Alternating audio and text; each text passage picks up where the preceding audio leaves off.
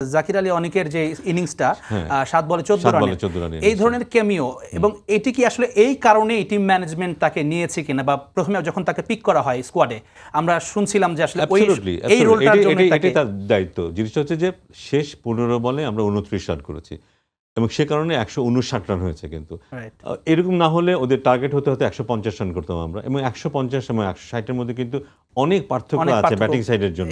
অনেক বেশি প্রেশার হয়ে যায় 160, 150 মনে হয় ঠিক আছে আমরা হিসাব করে খেললে হয়ে যাবে, কিন্তু 100 ওই এক্সট্রা 10-এর জন্য কিন্তু অনেক চাপ নিয়ে আগে থেকে ব্যাটিং করতে হয়। সো ওই এক্সট্রা রানগুলি খুব জরুরি ছিল। এক্স্যাক্টলি। আমরা একটু জানতে চাওয়া সুপার 8-এর জন্য মোটামুটিভাবে একটা কনফার্মেশন বাংলাদেশ করে ফেললো, এক পা দিয়ে ফেললো, আশা করা যায়। অনেক যদি কিন্তু হলে সেক্ষেত্রে বাদের হয়তো একটা প্রশ্ন আসবে, সুপার 8-এ বাংলাদেশের কি করণীয়?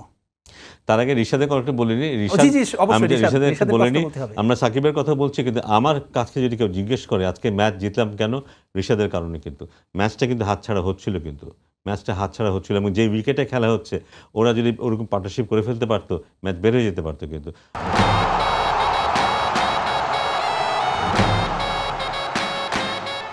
আমার রিশাদ ইকুয়াল, সাকিব যা করেছে রিশাদও তাই করেছে।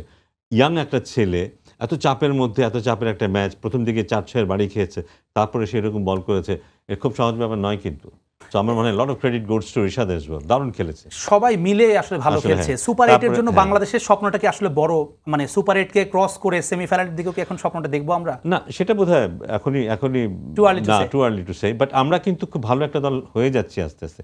আমাদের মধ্যে যে ঘাটতিগুলি আছে আস্তে আস্তে এগুলি মিট আপ হচ্ছে। আজকে সাকিব আল হাসান এমন একটা স্কোর করেছে যেটাতে আশা করা যায় সামনেও আরও রান করবে।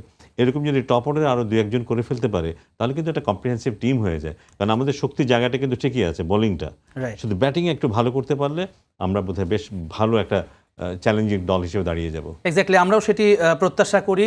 সুপার 8-এর যে ম্যাচগুলো খেলবে সেই জায়গা থেকে বাংলাদেশ নিশ্চয়ই এই জায়গা মানে প্রত্যাশিত যে জায়গা সেটিতে আসলে পৌঁছাতে পারবে বলে বিশ্বাস করি।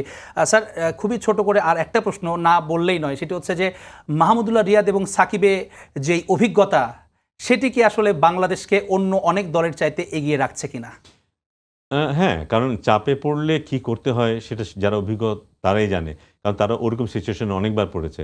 যারা নতুন তারা কিন্তু ঠিক কোন পথে যেতে হবে একবার বিফল হয়ে গেলে সেটা তাদের খুঁজতে হয়, যারা অভিজ্ঞ তাদের খুঁজতে হয় না, তারা কিন্তু পেয়ে যায়। এটাই অ্যাডভান্টেজ। আমার মনে হয় এটা খুব জরুরি আমাদের যে দুজন খুব অভিজ্ঞ খেলোয়াড় আমাদের দলে আছে। এক্স্যাক্টলি, আমরা আসলে সেটি প্রত্যাশা করব যেভাবে তাদের অভিজ্ঞতা আমাদেরকে আজকের ম্যাচটিতে দেখিয়েছে, পথ দেখিয়েছে তরুণদেরকে, একইভাবে স্বপ্নটা যত দূর নিয়ে যাওয়া যায়, আমাদের স্বপ্নের ঘুড়িটাকে ওড়ানো যায়, সেই প্রত্যাশা জানিয়ে আপনাকে ধন্যবাদ জানিয়ে